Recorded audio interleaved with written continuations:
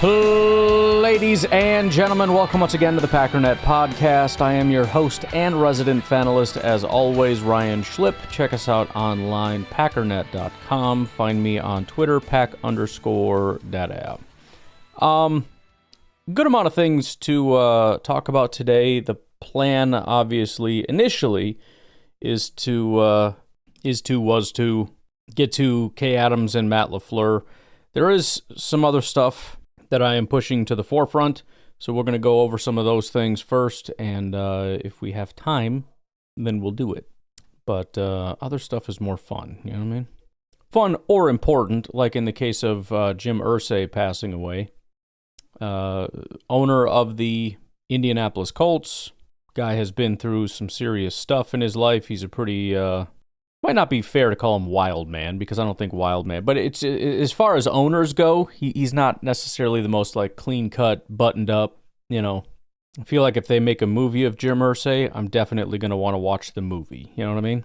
Let's put it this way, you could make a movie about Jim Irsay, unlike a lot of other owners, probably. But didn't necessarily hear the circumstances, or know the circumstances, or need to know the circumstances, but he did pass away. And so, obviously, condolences to the Irsays and all the players and friends and all the stuff that friends with him and all that. In other NFL-related news, Ian Rappaport says NFL Commissioner Roger Goodell announces some fun ones. The Bills will participate in Hard Knocks during training camp, and the NFC East will be the focus for the in-season Hard Knocks. So I'm having a hard time even keeping up with all the different Hard Knockses. But the training camp Hard Knocks is the Bills. The NFC East will be the in-season, which is a divisional thing, I guess. And then there's also the off-season Hard Knocks, and I don't know if we know who that is. Obviously hoping it's the Packers for very obvious reasons, but why would anyone be smart enough for that? But I feel like the Bills have done Hard Knocks before, have they not? I don't know. Should be relatively interesting. And then the NFC East, Dallas is always entertaining. Eagles, entertaining for obvious reasons. Washington, up-and-comer story. Probably nothing interesting about the Giants, but you can't win them all. It's also being reported that there's going to be a new annual award, Protector of the Year, which will honor the league's top offensive linemen. Feels a little random, but sweet. I love the first comment that I see here is, will unironically be given to the lineman who is best at shoving the quarterback head first through the line of scrimmage. It's not really how tush pushes work, but it's a funny comment. On the tush push front, I just want to highlight one thing here. James Nagel, who I'm guessing is an Eagles fan, I don't really know. He went on some big rant about the Packers are the softest organization in sports and stuff, and I'm looking at it and I'm like, this is the dumbest crap in the... 22 teams voted in favor of this. That's like 70% of the NFL said we should ban the tush push, which, again, is the reason why I said it's so stupid to say that, you know, the Packers should be the ones to do this because other teams don't want to put their name on it. We know the names. We know every single team. Tampa Bay, Houston, Seattle, LA, Denver, Pittsburgh, Chicago, San Francisco, Giants, both LA teams, Dallas, Minnesota, Cincinnati, Carolina, Buffalo, Las Vegas, Kansas City, Atlanta, Indy, Washington, and Arizona. However, seeing the stupidity of this post from James Nagel, you could almost argue that I'm starting to understand why something like that would actually happen. Not for any rational reason, because it doesn't make any sense, because again, 22 teams are like, yep, that's what we want. Yet it's the Packers being singled out. Packers are soft. Packers are pushing this. Now, you would think that that shouldn't matter because these are just, almost was very unkind there, but maybe not super deep thinking individuals on social media, as opposed to these multi-billionaire successful businessmen that know better and recognize that the Packers are one of 22 teams, all of like mind, that this is a play that shouldn't exist. But it at least got me a little bit closer to saying, I mean, I guess it's possible. It's possible you had a team that was like, I mean, I don't want to sound like a crybaby about it, So I guess if you guys propose it, I'll come in and be like, whatever, I guess. It's not like I really care. It's flimsy as all get out. But when I saw that, as stupid of a post as it was, I thought, maybe this is why. Because James Nagle didn't say Chicago is the softest franchise in sports for wanting to ban the tush push. He didn't say Dallas is the softest fan team in sports, or Carolina, or Buffalo, or Indy, or Arizona, or Minnesota, or any of the other teams. And it wasn't the Packers are one of the softest, one of the 22 softest. It was the softest, despite being seemingly on an even plane with 70% of the NFL. Do you realize also that you're in the minority on this, by the way? Just curious. Bro, you're soft. Like, really? I feel like if you are soft, it's kind of a measure from the middle, Like there's the average person, and then there's a soft person. If you represent 70% of the population, it's kind of a stretch to say 70% are soft. If you're in the top 30%, just say that we're super tough. We're one of the elite few or something. You know what I mean? It's just a weird thing. By the way, here's the Bears' new head coach, not only coming out opposed to the tush push, but giving one of the dumbest comments ever. Man, I tell you what, does it become an explosive play ever? Have you ever seen a tush push become an explosive play? Does it become a first down or a touchdown? Yeah, I like explosive play. I like big plays. So I'm not a big tush push guy myself. Okay. I hope that he runs this team with the same level of sophistication, because that's the dumbest thing I've ever heard. As somebody who is so exhausted with the explosive play conversation, having watched Aaron Rodgers launch 20-yard bombs on 3rd and 2 for like many, many years, and then Jordan Love start to follow in that same vein, going all the way back to Mike McCarthy, and then after losing the game because we're taking shots on 3rd and 4th and short, going to the podium and saying, well, what we need is more explosive plays. I want to punch you in your frickin' mouth. This guy coming out and saying, yeah, I don't like the tush push because it's not an explosive play, and I only like explosive plays, as though, like, the run game doesn't frickin' exist. Well, you can have an explosive play. Yeah, and you can have an explosive play on a tush push, too, if everyone just gets out of your way and you can run for 20 yards. That's not really the intention of the play, though. If it's 3rd and 1 and you call a run, and you break off a 40-yard run, it's an explosive play, but that wasn't really why you called it, was it? I understand this is probably just some kind of a cop-out to say, like, yeah, I'm a Bear, and we don't, as an organization, support the tush push, and so I'm going to come up with some stupid excuse. But that blew up in his face within seconds, and he got made to look like an idiot. Yeah, has it ever been an explosive play? It's been a touchdown. Yeah, well... I like explosive plays. So. You frickin' dork. The final thing here, as far as general NFL stuff that I found hilarious, was a post by, I feel like Dov Kleiman has given in entirely to clickbaitedness. I know he's always been kind of a phony or a fraud or whatever, but it seems like lately he has just really found his stride in clickbaiting. But anyways, he's where I found this from, so I will give him the credit for it. Yikes, Cleveland Mayor Justin Bibb does not care if the Browns leave Cleveland. Quote, there are more important priorities than the Cleveland Browns. And I was trying so hard to figure out what angle is best. Should it be, boy, this mayor is stupid, because obviously, no matter the team, this is a massive revenue draw. I've been to Cleveland. It is a not very good city. I don't think it would be in their best interest to lose a major revenue generator. Or, and this is probably my preference, go at the angle of how much do you have to suck as a freaking franchise for the mayor to be like, bro, I don't even freaking care. You want to leave? Go. Which, to be honest, is kind of, as I looked into it, obviously, like all things, there's more context to this.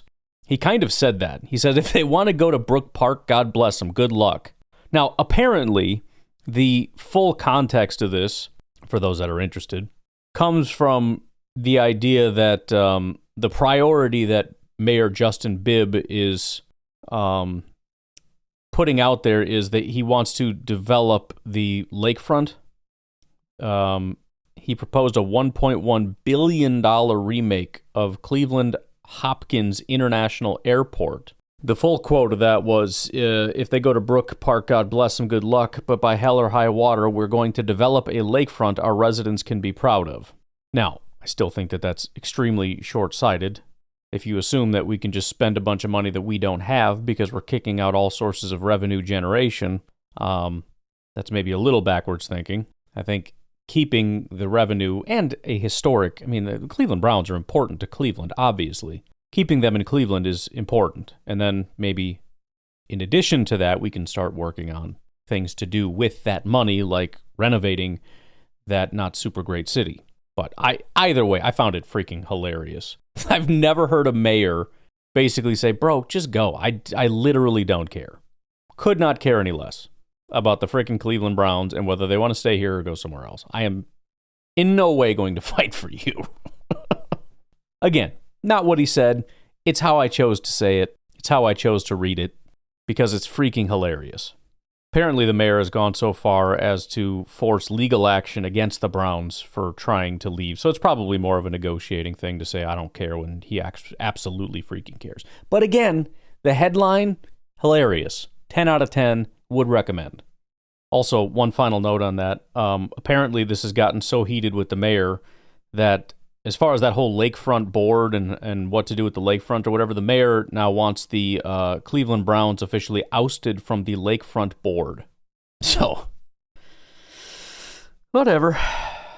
Don't you wish we had owners? You know what I mean? Could get in these little petty fights and all that. When the owners kind of get old and senile, they're like, maybe we'll just move. We can make more money somewhere else. And then they get into fights. And there was a minor thing going on between the Packers and Green Bay, which I haven't heard about since, but this is glorious stuff. It really is. Claude 4. Wait a minute. Did you release Claude 4? Man, you way to scoop Elon. Yeah, Claude 4 is here. Sorry, I'm an AI dork. Claude is the best AI. And Gemini was creeping up, and ChatGPT is always hanging in the pocket there, and I'm getting all excited about new Grok coming out, and then Claude, already the best one, just came out with Claude 4. Let's go. Oh, what do I do with it, folks? What do I do? Why don't we go to break? I was going to do that anyways. I'm going to go back through my notes for today and see what happens. I don't know. Got some minor Packers news, some more stuff to discuss. We'll take a break. We'll be right back.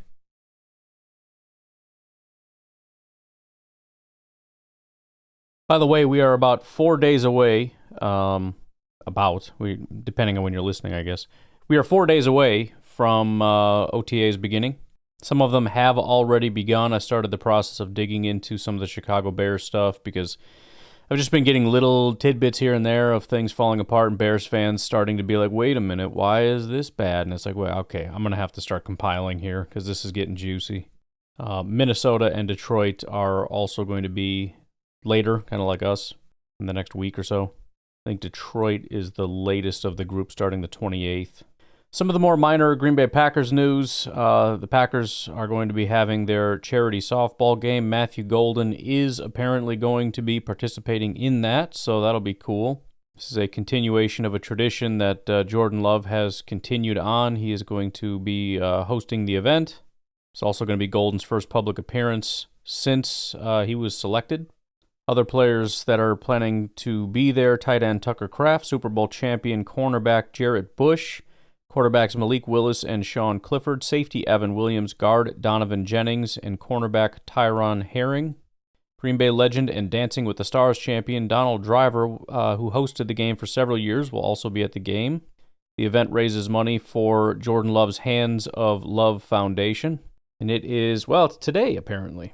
Friday, May 23rd at 7:05 p.m. So we'll see if there's any interesting tidbits to come from that. Obviously, this is going to be the last little bit of fun before it's getting down to business. Well, you know what? There was some other non-Pack. I didn't get these organized properly. Let's just quickly jump back into some non-Packers things really quickly. So Isaac Tesla, who was a rookie for the Detroit Lions. I know some Packer fans are really big on wanting him, and probably, still should want him if he ends up being a good football player and all that. However, it was just brought to the attention of the world. He apparently grew up a diehard Detroit Lions fan, Here he is talking about it on the St. Brown podcast. So you hate the Packers, probably? I hate the Packers. Is that the worst? Burning passion. Yeah? Yeah. Isaac Tesla saying he hates the Packers with a burning passion. So, dodged a bullet not drafting that loser, and I look forward to seeing him week 1, I guess. Or not, if he doesn't get on the field, which is possible. And then, this is kind of Packers news, I guess, but it's halfway between, so we'll just say we're going back to Packers news now. I kind of hinted at this a while ago, and some of this is a little bit older news, but because it isn't resolved and because it's not a no, and I think there's part of this in the Kay Adams thing, but we'll get there when we get there. So let's do this one first. This video comes from Charlie Clifford, who is a sports anchor, NBC5 Cincinnati. Says Trey Hendrickson just spoke for 22 minutes, says he will not play this season on his current contract. His arrival today at voluntary OTAs is a result of things becoming personal, that's in quotes, after being informed by Zach Taylor on Monday he would be fined for missing mandatory minicamp. So things presumably already kind of contentious, but also sort of, we're just going through the motions, we're working through this thing. It's from Trey Hendrickson and his agent's standpoint, presumably you're looking at it and saying, no hard feelings, this is just how it goes. It's a normal contract dispute kind of a thing, and we'll work through this, and I'm being cool with you by being here and trying to work through this stuff. And then Zach Taylor reaches out, the head coach, and says, yeah, we're going to be fining you if you don't show up. And it's like, bro, what are you talking about? Presumably. Anyways, here is Trey Hendrickson speaking for just a few minutes. One of those things that we're just not seeing eye to eye on the structure. It seems that a shorter deal is something that they are pushing pretty hard. That puts us in the same place I was in 2022, where I have to renegotiate the next year, because if goals are the same and playing at a better level than I did last year, then next year we're just kicking the can down the road.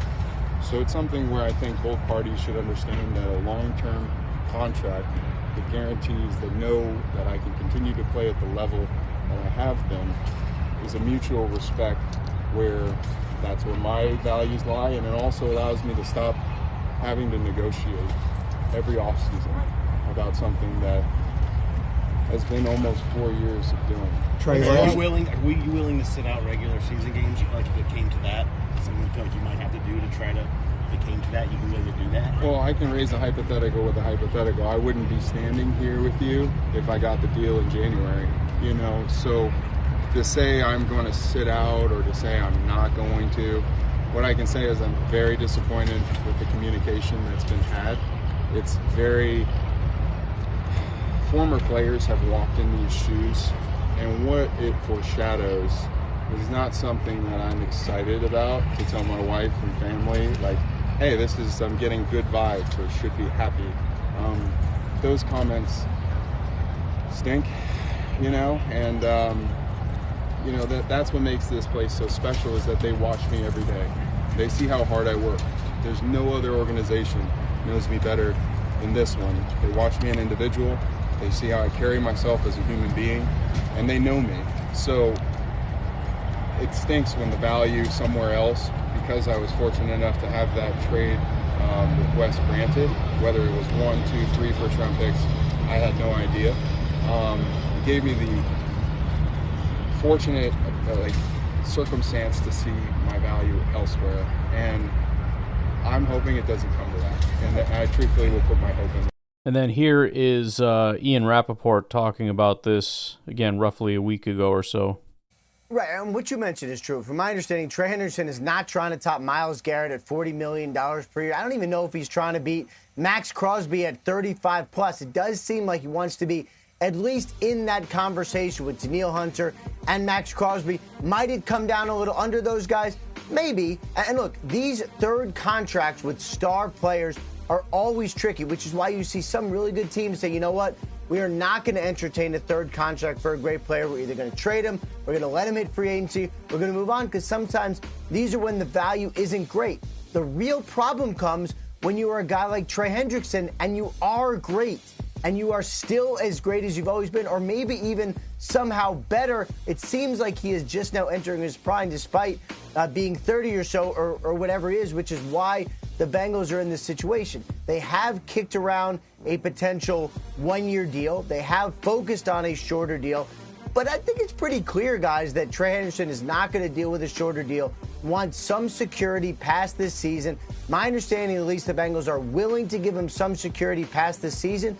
There just hasn't been any urgency to do it because there's no deadline and there's no mandatory anything, at least for another month. This is why he's coming out and doing this right now. He wants it to be clear. He wants to get paid now. So, getting back into the sort of free agency mindset, keep in mind, very low probability that anything happens with Green Bay, but it's still hovering out there.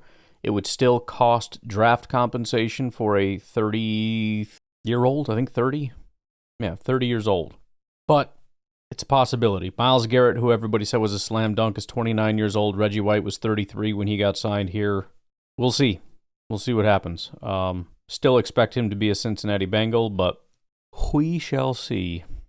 Some news from The Athletic regarding the Packers' joint practices. They are going to have 2 joint practices this year against the Indianapolis Colts and Seattle Seahawks. The Colts joint practice will be in Indy. The Seahawks week of practice will be in Green Bay. These joint practices do come right before the preseason games. You're going to have your sort of off-season training camp, normal stuff going on. Then you'll have your Jets game, which is at home. Then week 2, so we're talking the week of the 16th of August, Packers are going to go out to Indianapolis. They're going to practice out there, and then they're going to have their game. And then week 3, they come back, get their week of practice with the Seahawks here, and then host the Seattle Seahawks at home in Lambeau. So that'll be kind of the layout of the offseason. And then the final bit of Green Bay Packers specific minor news. They have added Gregory Junior. He is a cornerback that was the 6th round pick, number 197 overall by the Jacksonville Jaguars in 2022, and was the first ever player drafted out of Ouachita Baptist University. Was pretty impressive at the combine, 4.45 40-inch vert, came in at 6 foot 203, played 44 games for Ouachita Baptist from 2017 to 2021. 3-year starter, got first team all GAC honors, so how about them apples? He's also a standout at the Senior Bowl, not surprisingly. He had a visit with the Vikings, Packers, Chiefs, and Dolphins before the draft, so like most of these guys, there's going to be some old familiarity with the Packers. They've obviously got a list of guys like this put together that when they become available, it's like, you know what? Remember that guy? Remember he was freaking out of that small school? What was it called? Something Lutheran something or another?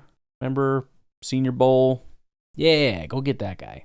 Only 10 NFL games played, all with the Jacksonville Jaguars from 2022 to 2023. In those games, 17 tackles, 2 tackles for a loss, 1 pass defended.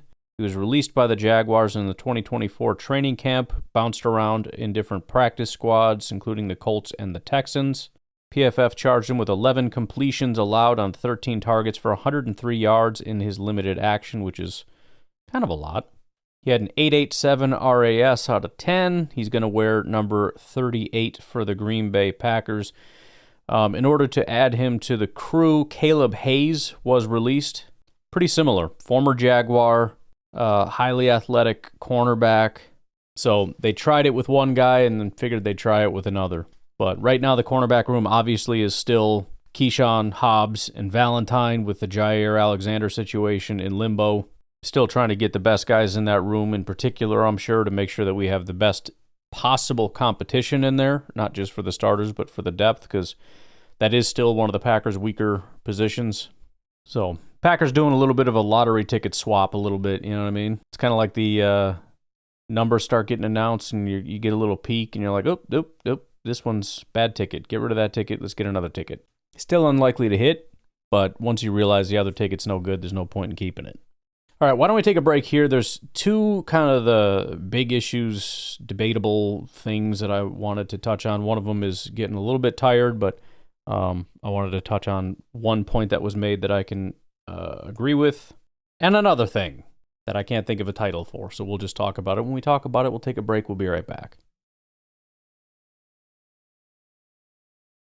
So I don't want to go over this entire thing right now. Brendax, who reached out to me, said that he called into Packernet After Dark, so he'll presumably go through all these different points, and I'll address them as they come, and we'll do that a little bit more over there. But I did want to just bring this up for the non-Packernet After Dark audience, because I've been talking about it kind of a lot over here. I mostly disagree with a lot of what he was saying. This is in regard to the playoff changes. There is one thing he said that I can sympathize with. Point number 3, he says, I and a lot of other fans are tired of the constant rule changes and tinkering with the game, including the Packers trying to ban the tush push. It's getting out of hand, and I believe will cause the inevitable downfall of the sport. I just love the Packers, and I'm trying to see that as far out in the future as possible. That part I can sympathize with. There is a lot of tinkering. And there is something endearing about the NFL and the way that the NFL happens, and there has been a lot of changes. And so I guess I'm generally looking at it in terms of like, this would be way better in this regard. And of all the changes that I think are stupid and ineffective and really radically change the game, this is pretty minor, and I would actually prefer it. But I absolutely understand that, and I think the kickoff thing is a big part of it. I do miss the old kickoff. I mean, you go back... It wasn't that long ago when it got changed, but when they initially changed, I'm not even talking about the new change necessarily. I think the new change is better than what it was before. But if we could go back to the original kickoff, that would be preferable. That's football. There's a part of that you look at that and go, that kickoff is football. That's NFL football. You think about the Packers Super Bowl in the 90s, the kickoff return for a touchdown. I mean, there's so many memories that are ingrained in that, and they changed it. And it's like, well, it's for safety and all that. Freaking fine. But then that was just awful, and it was like, should we just get it out of the game entirely? And then they tweaked it again, and I do prefer the new tweak because I think it's better than the old tweak. But again, I understand the idea of, can we just stop messing with this? And there have been some drastic changes that change the entire look of the game. Now, as far as the tush push, it's kind of debatable about which side is radically transforming the game more. The push for the push, which doesn't really look like football, or the banning of the push, which is a change to the game. I don't know. I don't really know. I don't think either way it changes things super radically unless the tush push becomes a very prominent part of football, in which case there's going to be some changes, but nothing super drastic. But I do understand the idea of generally saying, this is football. This is the way we do it. You win the division, you go, and like this is how it was when I was a kid. This is how it is, through my entire life. This is just how football is. Frickin' leave it alone. Stop messing with stuff. I believe everything I said. I think it is a better reflection of the way that we view football. I think it's a better way to do things. I don't think we should, the idea that, well, just be better. That's stupid. Well, then just be better if you want to get into the playoffs. Get a better record. Well, just beat those 3 teams. Okay, well, that's hard to do if you're in a division with better teams, obviously. It's a silly argument to me. I don't think you'll ever convince me that the way that the NFL had proposed the change or the Detroit Lions proposed the change is a worse way to do things than the way we currently do it. But I absolutely will sympathize with anyone saying, I don't care. I'm tired of all the changes. I like the way football is, and I'm really worried about the future of the NFL where we're changing things so radically it'll become unrecognizable. And I don't want the game of my childhood, of my youth, to be changed so drastically that if you took 12-year-old me, I wouldn't recognize the game anymore. He didn't say all that, but I'm saying that particular argument for let's please not make this change, I get it. Not saying that that's the overwhelming thing. I still support the change, but let's just say in general, I support that belief. And for that reason, I would say that is a winning argument as far as being against the change. That brings me to another thing that was more of a monologue than a debate, but it is now officially a debate. I was over on the Facebook group and I saw Mr. Andrew, who's a big contributor over there. And I don't know that this is directed at me, but I mean, I did say this, so I'm assuming it is.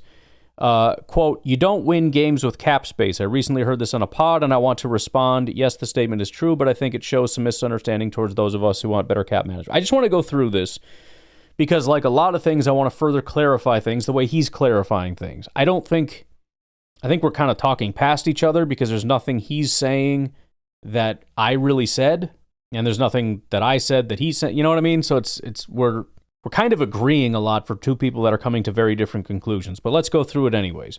To be clear, I'm trying to think the full context. Oh, so what I was saying was that there seems to be a large sentiment. There's a lot of concern that I'm seeing about like 2026, 2027. And maybe I'm conflating different things. I don't know. But there seems to be a lot of like, we can't pay everybody. And these people are overpaid. And this goes all the way back to like Jair. Jair's overpaid, so he needs to go.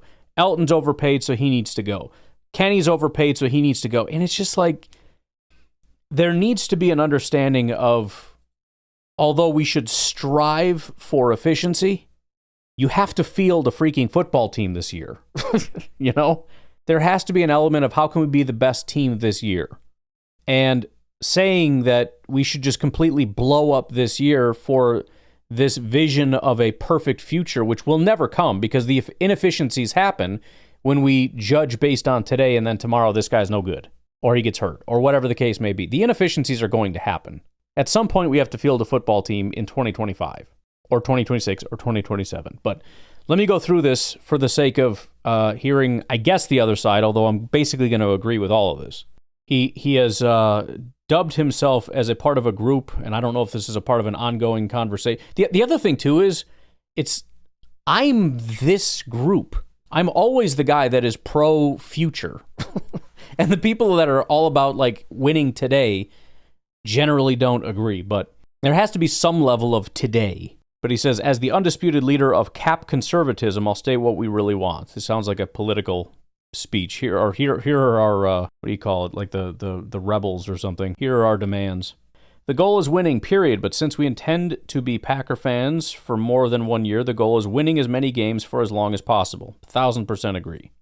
No, we don't worship cap space. We want all money spent, but to its highest effectiveness. That's exactly what I said. It's about efficiency. That's the way that you are at your best. Doesn't really change what I had said before in terms of now that we're here today, what is the best thing overall, but correct.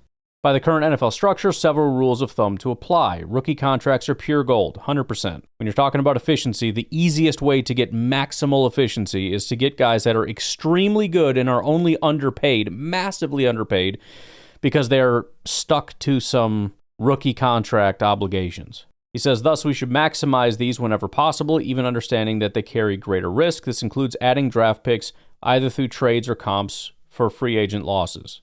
To a degree, yes. Again, there are limits to it. We could wipe out our entire roster and load up on draft picks. That's not a good idea. And I know Andrew would agree that's not a good idea. But again, it's important because the context and the nuance matters. We can't leave this open-ended, or we end up never being able to field a team, because in 2026, we have players that can be traded for compensation. Nothing saves more cap and brings more winning than adding valuable draft capital. I guess it depends what you mean. I mean, I think a more accurate thing to say would be nothing adds more winning than having a really good quarterback or having really good players in general. The draft capital is just potential great players. Great players, though, are currently great players. Annual cap hikes are fairly predictable. Structuring contracts to rise in line with those hikes will maximize cap effectiveness. I agree.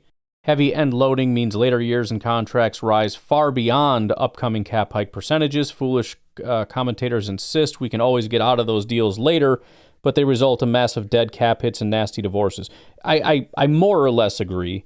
A lot of these contracts do end up being not guaranteed, so it's all fake money. So when you look at the actual cap hits, it's like, oh man, it goes to $70 million. It's like, no, it doesn't. It goes up to like 4. And there's going to be some dead money on it because of the way that you're negotiating the deals. They're not going to be like, well, what if we just had zero money? Plus, there's the money that you pay out, the signing bonuses, so there's always going to be that left on it. But the point is, when you get to the end, the expectation is this contract is essentially null and void. You're either going to get a new contract or we're going to release you, and there will be dead money. But that's how that goes.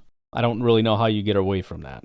But in the spirit of it, I guess I understand what you're saying in terms of assuming that these contracts are guaranteed and the player is staying not on an extension, but on that exact contract, which I don't think usually happens. That's ill-advised, and I would agree with that. Void years are even worse than heavy end loading. That's basically true because you're not getting out of the void years. You're paying that. I mean, definitionally, you have to pay it. So it's like guaranteed dead cap money.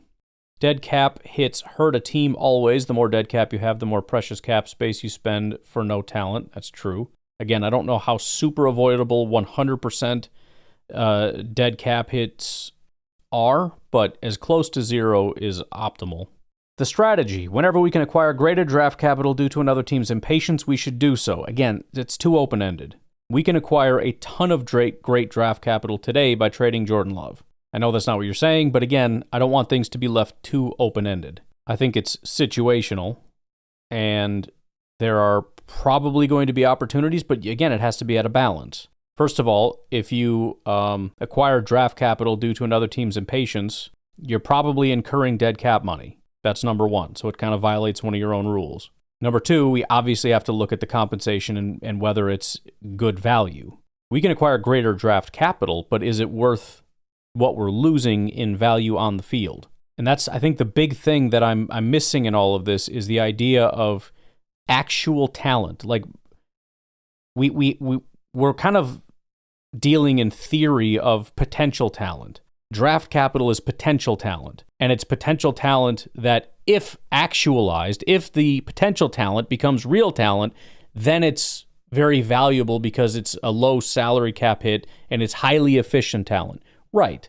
But we're also doing that at the expense of actualized talent, like what we actually had on the field that is now gone. And we're also not acknowledging the draft capital that we acquired that is actually more than 50% likely to turn into just not a good player for us at all, because most don't turn into actual good players. So there has to be some recognizing of how much this actually is worth compared to how much we're actually losing.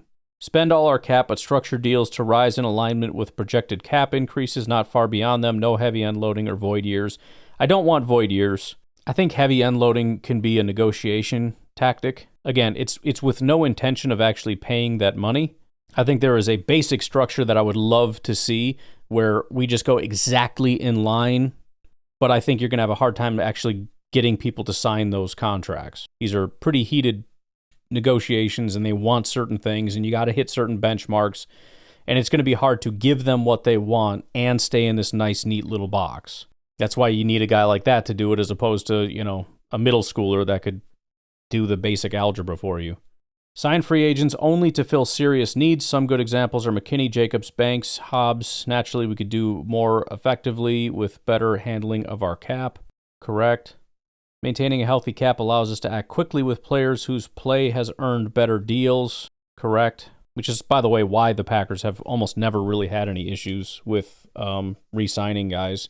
I mean, if they have issues, it's more like with Jair right now. It has nothing to do with we don't have the money. They're generally pretty cap conservative in that way, aside from the minor blip in the Aaron Rodgers era where that whole thing went down. I've talked about that ad nauseum. Cap conservatives don't want less winning. We want more winning for more years. Likewise, we don't worship the cap, but we want the best cap management produces more wins. I don't disagree with that. Just like personal finances or national debt, spending big on instant gratification brings less of our money overall. Likewise, using deficit spending to charge today's, all that is what I have preached on the show from day one. I know most fans think this is obviously not pertaining to this show. Think cap conservatives are horrible people who hate them. I've literally had multiple fans say they wanted to physically harm me. I've been called every vicious name in the book, but folks, we're not your enemy. We just want win more for a longer period. So again, there's nothing really I disagree with this. I would want to tighten it up a little bit as far as some of the strategy or the language behind it. And there needs to be some acknowledgement of it's not open-ended. and there is actual value as opposed to sort of future perceived value. That is to say, right now we have a bunch of people on the team that provide value. Whether that value is efficient based on the contract is a different matter, but they provide, even bad players provide some level of value to this team. It might just be a lot smaller than we all wish it was. And so there's got to be some kind of a discussion on a case-by-case basis when we look at a specific player, let's say Jair, because that was kind of the poster, but usually last year, much more than this year. But last year there was a lot of get rid of him, he's overpaid. Well, that's obviously not a fully formed, well-thought-out opinion. You don't just get rid of everybody that's overpaid. You'd get rid of most of your team, aside from all the rookies and undrafted free agents. That's about it. A lot of guys are overpaid, especially since contracts are structured to go up as the play tends to go down, depending on what part of your career you're in. But still, that's usually the case, which is why they always head towards some kind of ugly divorce. But my whole point with Jair is we're a better football team with him than without him. And saying he's overpaid, if you cut him, I understand that the efficiency of our team went up, but the value of our team, the talent of our team went down, right? So with all that extra money that we have right now today, what do we do with it? We don't need extra money. If there's somebody we want to go get, we can do it right now today. So we don't need the money. So why are we getting rid of Jair? And I understand there are different arguments. I'm staying focused on this one. I'm just seeing a lot of people that are very upset about the inefficiency, which warms my heart. But there has to be another side of this coin, which is there are going to be times where you're going to be okay with inefficiency. It wasn't the goal you set out for, but it's where we are today, and we have to deal with today. Not just theoretically, in a world of all things being perfect, everything would be perfectly efficient. This guy isn't perfectly efficient, therefore, according to my model, he must be cut. Now, with Jair, you could say that we would have more money into the future, next year, whatever. Maybe. If there's trades involved, maybe. But again, this is what I'm asking for is let's bring all of the pieces together. Well, we'll have more money next. We're going to have more money next year either way, because if we release him next year, we're going to have more money next year too. I also don't know how much money we actually need. Do we need that extra money? What are we going to do with that extra money? We don't know. But okay, fair enough.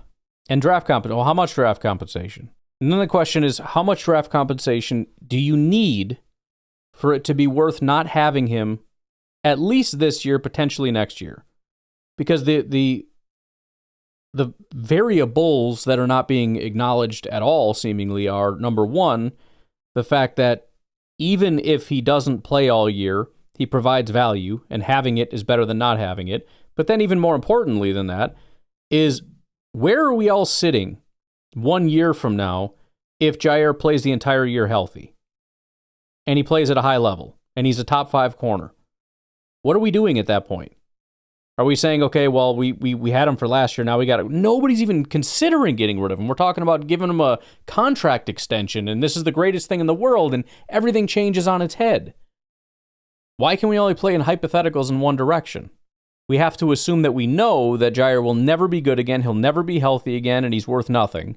But also, every dollar we save is automatic value added to the team with perfect efficiency. If we spend $10 million, we get $10 million worth of value. For every draft pick, it's going to be a golden draft pick. If we get a 5th round pick for him, it's going to be the best 5th round pick that we've had in a decade. Or we lose Jair, so we lose all that value. We get a late round pick that materializes into nothing, and we squander all the money. It gets spent on either some other free agent that's worse than Jair or something else. Those are hypotheticals too. And for as uncertain as I am about Jair, I'm even less certain about everything else. And again, I'm not trying to venture too far into the only thing that matters is today crowd, but we can't go too far in the other direction now where the only thing that matters is the future.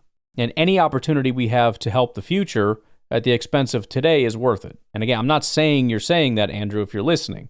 I'm just saying there has to be some level of balance to these things. And so that's why, even as somebody who is very future-focused, when you ask me about Jair, my answer is not about the future. It's about the fact that we currently have him.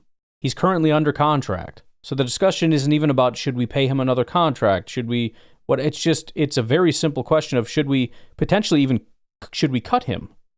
What an absurd question to ask me. Now, this is leaving aside potential locker room cancer issues. This is just, is he overpaid? I don't give a crap if he's overpaid.